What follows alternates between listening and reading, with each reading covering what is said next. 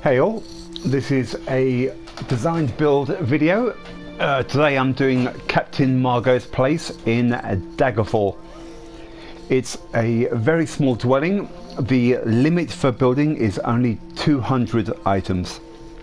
Sounds like a lot, really isn't. What about this location? Very good place to get first. It's affordable.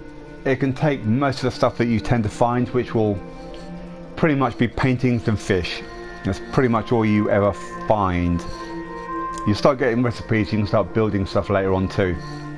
And until you've got more money and cash flow isn't a problem, this is a good place for doing your basic builds, or at least rooms. Especially for if you're going to get the storage chests, and they are lifesavers.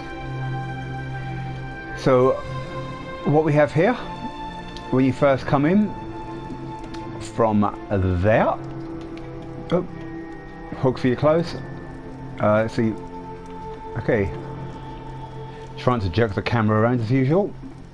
First stop is the kitchen. For those of you that haven't got it, if you need to slave slots in the kitchen, this box, I think it's 25 crowns, will help. Because it's a small apartment, everything, try to build it in. I mean, as you can see, from here I've blown 3 items on the cupboards, but to have an actual fitted kitchen, totally worth it. I just wish these boxes weren't so ugly. Again, as usual, when you're trying to decorate a house, height is your best friend. So that's why here I've used a couple of hanging lanterns. Next up across, we've got the cooking fire area. Nothing exciting, just a couple of items. Another lantern. In the last video, which was the guild house, I talked about how the chandeliers, I keep forgetting words today, save up. I mean, I could light this whole house with one clockwork chandelier, but instead I've got 11 lights or sources of light in this tiny little room. And it just shows that if you're in a big house, and I've seen some, like I said, I've seen beautiful houses, beautifully decorated, but they've used 40 slots in one room just for torches. That's just obscene. So anyway, little rant over. You've got reading, seating, lounge area, just for the evenings. Drinks and storage. They've got a little workspace. Because I always have them, not much of a library, but he's got his books above him, little scrolls from all the documents he's constantly working on. And over here, this bookcase. And then my dining room. There's probably only about 35 slots in this dining room. The reason there's so few is this bookcase came with the Merkmire update, and it's so useful for decorations, and there's sort of space you can add things if you want. Let's see what else. Moving upstairs, this wouldn't really work if you had a lot of crafting stations.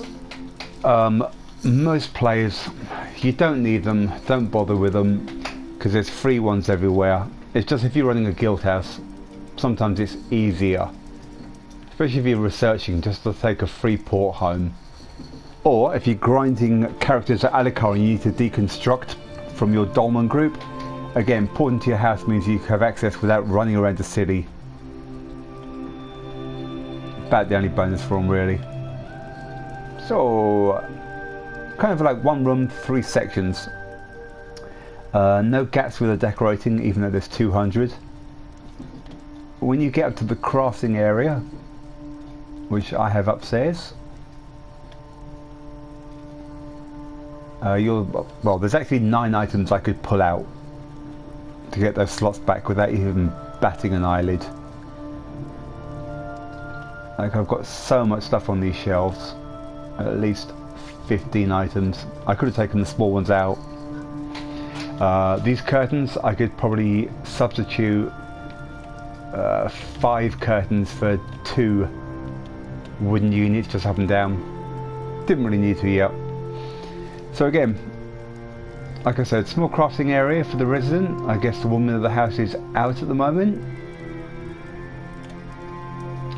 This is the only sacrifice I've had to make. Couldn't do a separate bathroom, but with the cheaper houses, a lot of them are one room. People wouldn't have had separate bathrooms anyway. That's how I'm justifying it. So you've got... hate floating objects. Again, with the building, a laundry basket can go there.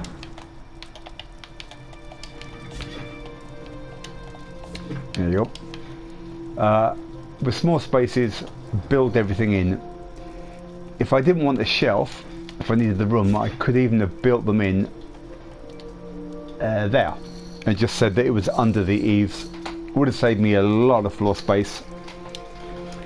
And this wall, I could have put some shelving running up there, 2 or 3 pieces. Or fitted in a bookcase just to give me less slot usage. Other than that, a few bits of clutter, jewellery, some cash, book and a drink, commode under the bed, and that's about it. The thing to remember with small houses, and I'll show you with this one exactly what I mean. You're trying to get everything into a tiny space. Without these curtains, it looks a bit bigger, but I wanted to segment it into separate areas, easier for theming. This would have been easier for doing my decorating with a bit more room, but I just liked having that divider in. But I love the Eleanor, and the simple reason is these walls are really useful for dividing. They're neat, and what I've actually done, which I'm pulling this apart to show you now, when you buy Caps Margaux, it is only 1 room.